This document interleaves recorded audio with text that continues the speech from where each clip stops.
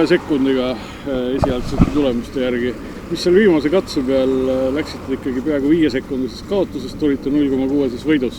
Mis seal viimase katse peal toimus? Ma ütlen ausalt, et üllatas kogu päev ennast, aga ma läksin tegema seda, mida ma oskan ja ju siis piisas sellest, et ma ütlesin kaardilugejale muidugi debüüt, et ta sai väga hästi hakkama ja ütles ka, et tema rohkem ei oleks osanud tänase esimese korra kohta. Ja tal tuli ju hakkama saada korraldaja legendiga, ehk et teil tutvumist ei olnud, et ilmselt see ülesanne on palju keerulisem kui olla koostatud legendis.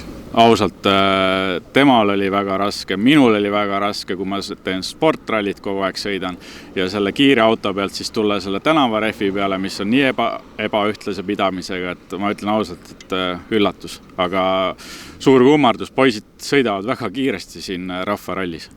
Ja hooaja esimene võidusõit, et millise ettevalmistusega tulid? Ega saare pealt tulime, lund on seal palju, aga põhilis sai jää peal sõidetud. Siis siia jõudes tuli välja, et jää peal sõitmine ja metsavahetee on hoopis teine asi. Ja algul esimesel katsel kohe, esimeses sikaanis pidime tagurdama, siis võtsime rahulikumalt.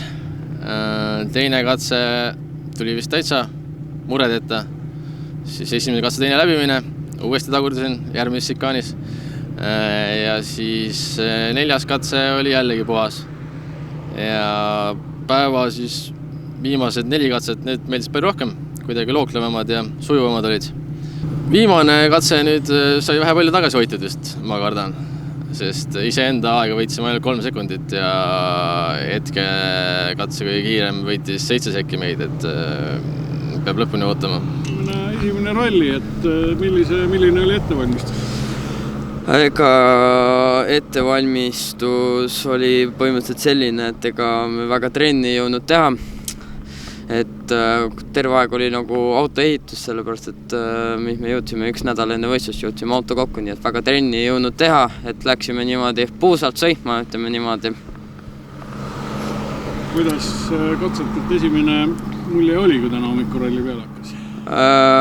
Kui katsetele läksime, tegelikult oli videost vaadates üllatavalt väga libe, et ei oodanud, et nii libe on, et tegelikult terve päeva jooksul on olnud väga palju siukseid momente ja isegi käisime nüüd siin peale lõunal, käisime 5. katsel Vallis ka, et ütleme nii, et siuke seikluste rohke ja väga ootamatu on olnud see ralli praegu.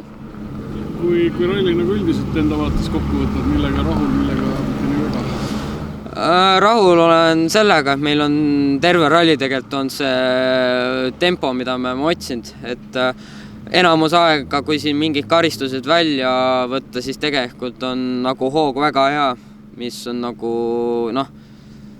väga, ongi tore selles mõttes ja võib-olla ongi lihtsalt, mille üle peaks lihvima on see, kui sul on juba nii suur vahe, et ma tahtsin ikka veel pingutada, aga et oleks pidanud nagu natukene hoogu maha võtma ja lihtsalt turvaliselt lõpuni tulema.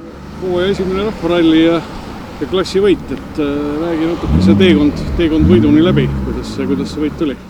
Alguses me võtsime nagu rahulikult, teadsime, et on libe ja tulime rahulikult lõpuni ning teisel osal läksime panema juba, et teadsime, et pidamist on rohkem.